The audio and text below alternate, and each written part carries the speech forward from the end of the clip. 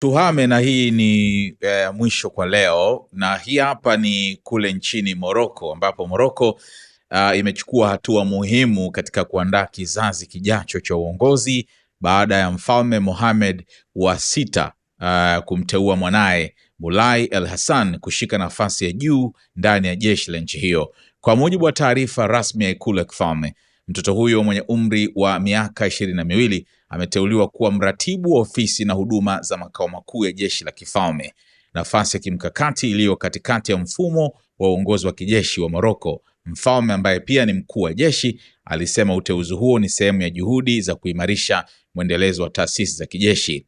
Hatua hiyo inaakisi utamaduni wa kifalme wa muda mrefu. Mwaka 1985 marehemu Mfalme Hassan wa pili alimpa Mohamed wa sita akiwa mrithi wa kiti cha enzi wakati huo nafasi kama hiyo iliyompa uzoefu wa mapema katika uongozi wa kijeshi na maamuzi ya kimkakati. Katika miaka hivi karibuni, mrithi huyo wa kiti cha enzi ameongeza majukumu yake ya kitaifa na kimataifa, akiwakilisha Morocco katika matukio mbalimbali ya ngazi ya juu. Wachambuzi wanasema nafasi hii mpya ni hatua kubwa katika kumwandaa kwa majukumu ya uongozi wa baadaye. Uteuzi huu unaonyesha dhamira ya ufalme wa Morocco kuhakikisha mpito wa madaraka unaenda kwa utulivu, huku ukiimarisha nafasi ya jeshi katika kudumisha thabiti wa taifa. Jimmy,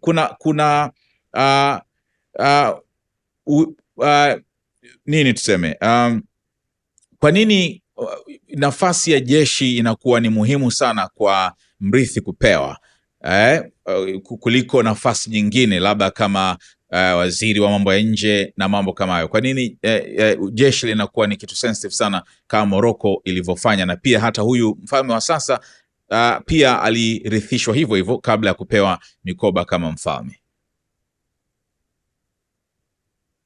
Asante Sky kwa swali lako zuri. Kwanza kabisa nilitaka niseme kitu kimoja ambacho kiko nje ya mada yetu kidogo tu. Okay. Cha utani. Ndugu yangu alisema kuhusu Belize, nchi ya Belize. A very fun fact ni kwamba nchi ya Belize kuna rapper zamani alikuwa anaitwa Shane. Sijui kama mnamjua. Rapper Shane alikuwa protege Bad Boys, yes, alikuwa Bad Boys, na mwaka 99 alikuwa kwenye kesi ile ya fujo zilizotokea club kipindi Sean Puff Daddy anatembea na Jennifer Lopez, na alifungwa miaka 10. Actually ndio kiongozi, ni mbunge wa Belize na ni kiongozi rasmi wa upinzani kwenye bunge la Belize. Kwa hiyo one thing about Belize nilitaka nimwambie ndugu yangu hapa, one fun fact about Belize. Anyways, so one thing, kwanza jeshi watu wengi wanapenda kusemaga kwamba wanajeshi hawafanyi siasa, lakini trust me, history ya jeshi, ukiangalia history ya majeshi yote bora duniani kuanzia enzi za Greek, Warumi na kadhalika, jeshi ni sehemu ya msingi kabisa. Ninasikika vizuri? Sasa hivi unasikika vizuri.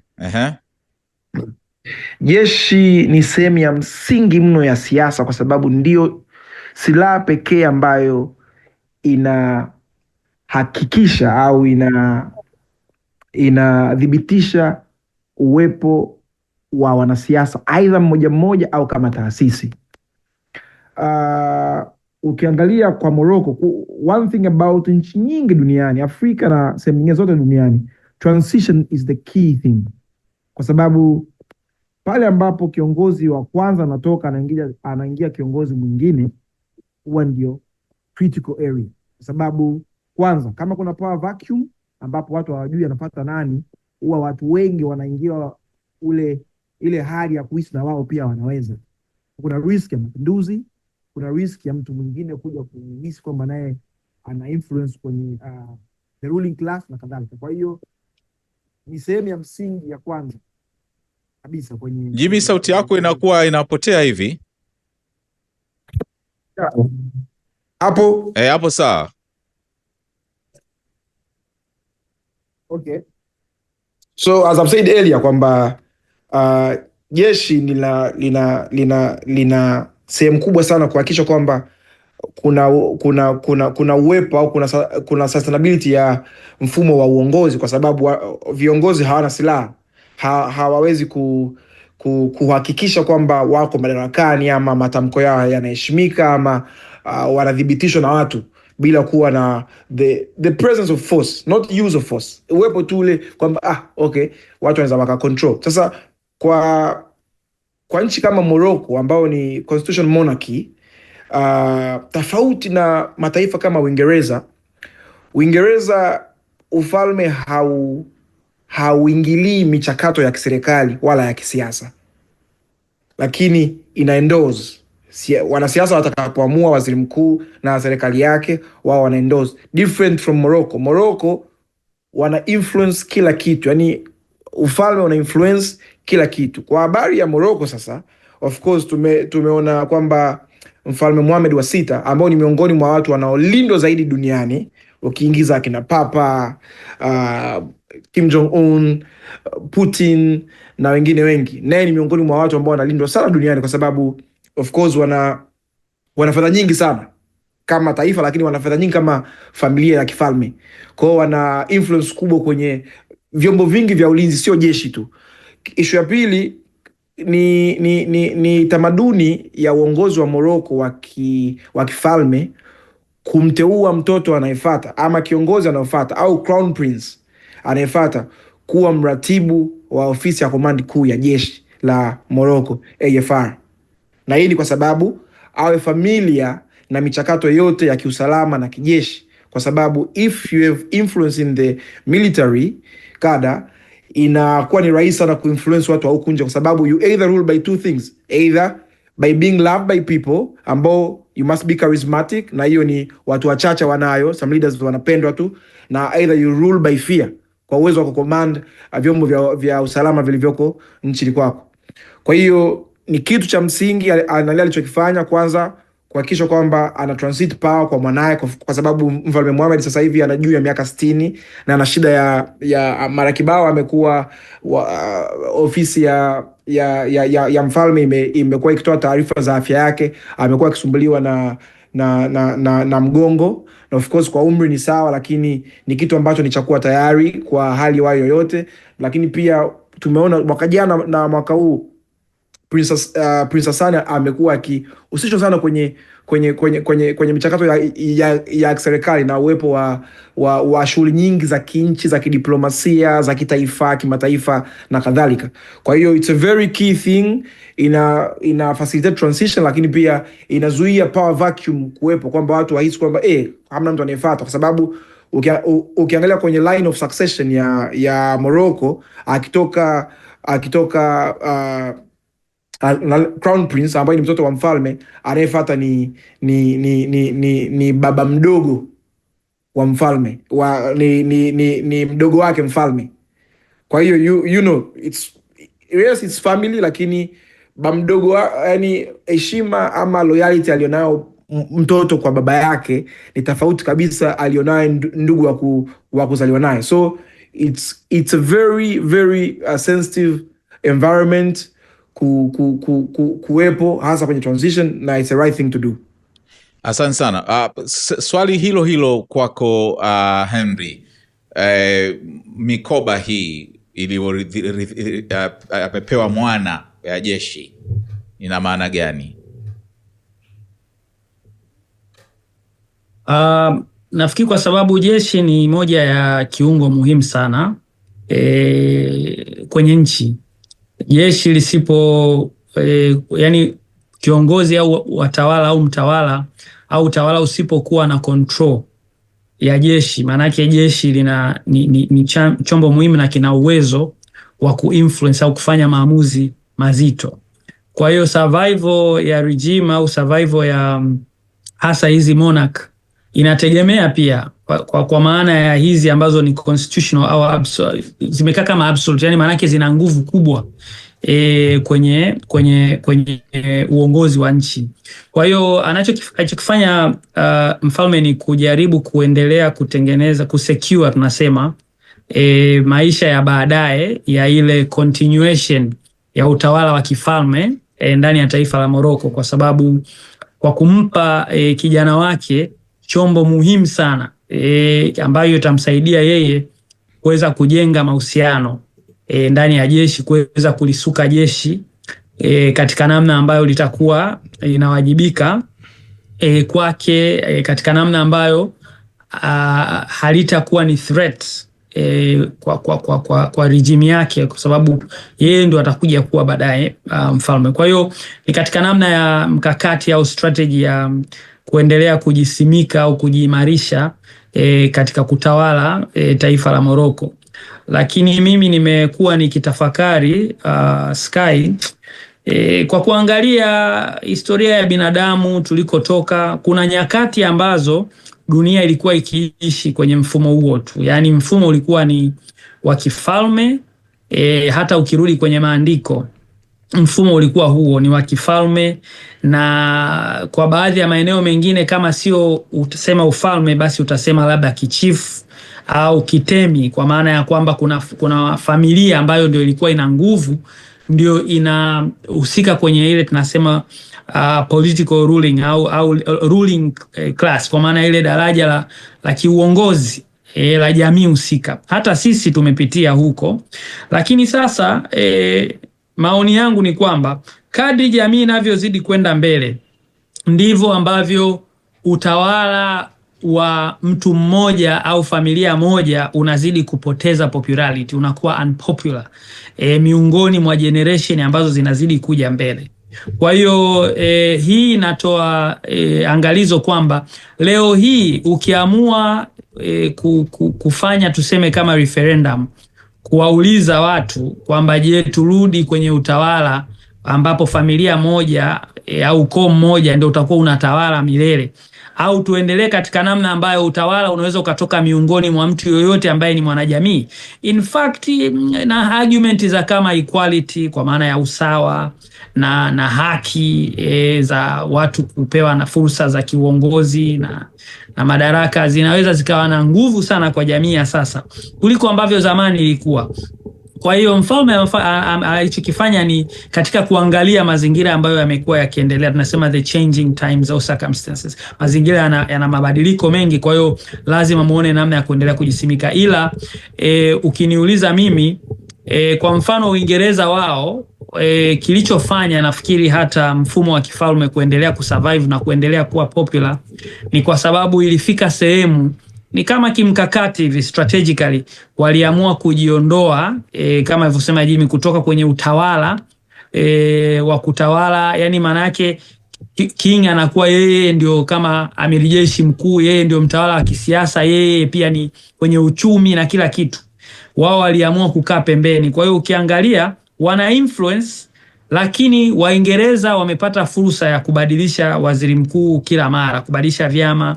Kwa hiyo ile haki ya kujiona kwamba wanashiriki kwenye uongozi na utawala wa taifa ipo ndani yao. Kwa hiyo hawana shida sana na ukisema kwamba labda sasa hivi tu abolish au tuondoe mfumo wa kifalme, kwa sababu kwa wao mfumo wa kifalme kwa sehemu fulani unaonekana kama ni ceremonial, tunasema ni kama wa kusherehesha, wa kukumbuka historia na vitu kama hivyo, lakini sio mfumo ambao umekuwa na nguvu kama ambavyo mfumo ile tunasema absolute monarchy, mifumo ambayo mamlaka za kifalme zina nguvu na ziko zimejintrench kwenye uongozi wa nchi kama ambavyo ilivyo Middle East. Kwa hiyo huko tunakoelekea miaka ya mbele, of course sio karibuni, lakini muda unavyozidi kwenda ndivyo ambavyo jamii au generation mpya, younger generation, kwa maana Gen Z na hao ambao watakuja huko mbele, sijui tutawahitaji, sijui ni generation alpha wanaitwa wengine, hawa generation alpha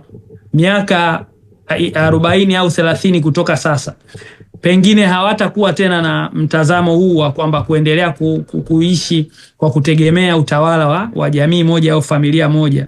Kwa hiyo popularity au ule umaarufu wa mfumo wa kifalme miongoni mwa jamii ambayo bado ni yanga, tunasema ambayo changa, imekuwa na mtazamo wa tofauti kwamba tunasema mfumo huu hauko popular, sio maarufu na haukumbatiwi, haupewi heshima na nafasi kwenye fikra zao. Wao wanafikiria kuwa na jamii ambayo watakuwa na nguvu ya kuamua au kufanya maamuzi nani awe kiongozi, na pia kuwa na uwezo wa kuwajibisha moja kwa moja pale ambapo kumekuwa kuna changamoto zinajitokeza kwenye utawala. Kwa hiyo mfalme anachokifanya of course kwa muda mfupi na kwa mipango yao ya baadaye, kwa sababu mwisho wa siku ataondoka kwenye kiti kile, anataka atakapomwachia kijana wake awe amemtengenezea mazingira ambayo yanaweza kumsaidia. Ni kama ambavyo imetokea pia kwa Mohammed bin Salman wa Saudi Arabia. Sote tunafahamu yule bado ni crown prince, sio kwamba ni mfalme, ni kiongozi. Baba yake amemkasimisha mamlaka ya kuongoza Saudi Arabia, yeye ndo anapanga vitu vingi na hata utambulisho pale ambapo kuna ziara za marais kutoka nchi mbalimbali, au yeye uongozi wa nchi kutoka Saudi Arabia kwenda nje, yeye ndo anakuwa mwakilishi na kuamua nani awe kwenye nafasi gani, lakini hajatawazwa rasmi kuwa mfalme. Kwa hiyo ni crown prince kwa maana ni mwana mfalme, lakini anatarajiwa kuja kuwa sasa mfalme. Kwa hiyo baadaye pengine pale baba yake atakapoona ni muda mwafaka, anaweza sasa ndio akamkabidhi mikoba ya kuwa sasa mfalme wa Saudia. Lakini kwa sasa unaweza ukasema ni kama amempa nafasi sasa wa yeye kuweza kutengeneza mfumo ambao utaenda nao sasa baadaye anapokuja kumkasimisha au kumpa yale madaraka, anakuwa tayari ana udhibiti na control kubwa ya utawala ule, kuliko ambavyo angempa tu kutoka kwake akamkabidhi moja kwa moja kabla hajawa na control na udhibiti kwenye mifumo ambayo inasimamia ule utawala. Pengine ingeweza kumsumbua zaidi kwenye kutawala, kwa sababu generation anayoitawala ni generation ya tofauti na ile ambayo baba yake aliweza kuitawala. Kwa hiyo nafikiri ni katika njia ya kumtengenezea huyu mwanamfalme mazingira ya kuwa na udhibiti, na jeshi ni moja kati ya mihimili au vyombo sensitive au muhimu sana ambavyo ni lazima pale ambapo kwenye utawala wa nchi, ili uwe na stability, lazima uwe una uwezo pia wa kuwa kutii jeshi hilo, kukutii wewe na kukusikiliza. Kinyume na hapo lazima utaondoka kwenye nafasi ya uongozi. Sawa. Nataka nimalizie na Ali. So nimeangalia ni nchi chache sana ambazo bado zipo kwenye utawala wa kifalme, na kwa Afrika ni nchi mbili tu zenye ufalme kamili. Eswatini tumezungumzia hapa, na Morocco pia ambao ni constitutional katiba, sio? Nataka nijue, unadhani kwa nini Morocco bado imeendelea kusurvive kwenye utawala huu ambao kama nilivyosema ni nadra sana? Wengine ni nchi za Kiarabu. Nadhani ni tradition kwa nchi nyingine, yani ni kama tamaduni, na kwa Morocco nadhani inajinasibisha labda na nchi za Kiarabu. Jua nchi za Kiarabu nyingi zipo zinatumia hiyo absolute monarchy, yani utawala wa kifalme ambao unakuwa kuna mfalme. Unaona nchi karibu zote Saudi Arabia na yenyewe wana footprint ni ile ile. Mwaka 2015 mfalme Salman anafariki, Salman bin Saud. Baada ya kuwa amefariki, anafariki Abdullah bin Saudi. Baada ya kuwa kafariki kaka yake mfalme Salman, ambaye ndo sasa hivi ndo mfalme wa sasa hivi anaingia, lakini umri ukiwa ushaenda sana. Anafanya nini? Anamchagua huyu MBS Muhammad bin Salman mwanae.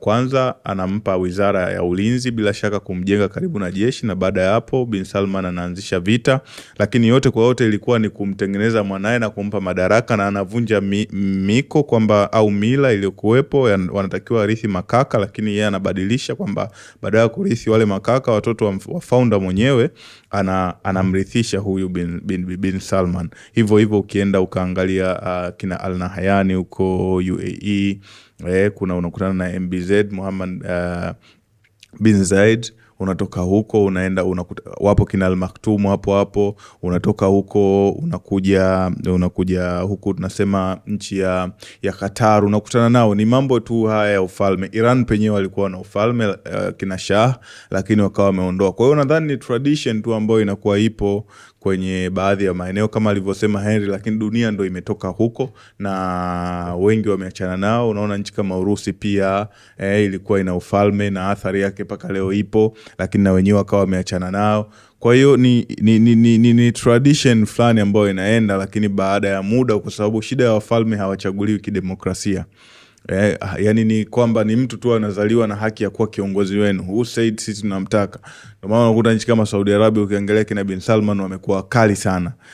Na hawataki yani aina yoyote ya upinzani, na yote anayefanya upinzani kama Khashoggi tunajua nini ambacho kiliweza kumkuta, na hatua nyingine nyingi za kuweza kupinga upinzani wamekuwa wanafanya. Sasa ukikaa ukaangalia unaona pia hivyo, lakini mimi siamini tu kwamba hii eti hadi kuwa kuna ufalme ndo watu wanarithishana.